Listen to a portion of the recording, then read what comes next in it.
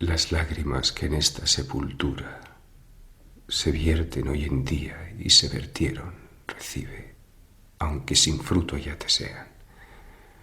hasta que aquella eterna noche oscura me cierre aquestos ojos que te vieron, dejándome con otros que te vean.